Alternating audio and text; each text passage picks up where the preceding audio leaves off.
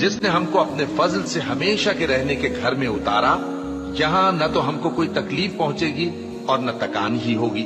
اور جن لوگوں نے کفر کیا ان کے لیے دوزخ کی آگ ہے، نہ انہیں موت ہی آئے گی کہ مر جائیں، اور نہ دوزخ کا عذاب ہی ان سے ہلکا کیا جائے گا۔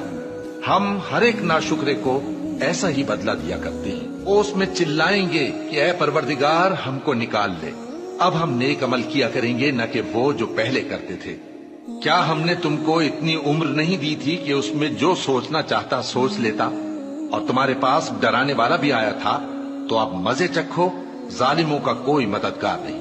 بے شک اللہ ہی آسمانوں اور زمین کی پوشیدہ باتوں کا جاننے والا ہے، وہ تو دلوں کے بھیدوں تک سے واقف ہے۔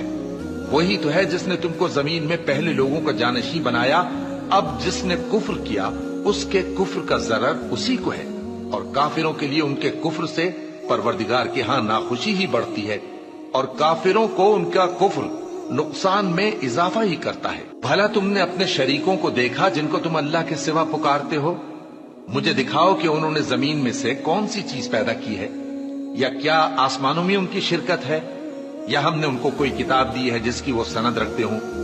ان میں سے کوئی بات بھی نہیں، بلکہ ظالم جو ایک دوسرے کو وعدہ دیتے ہیں محض فریب ہے۔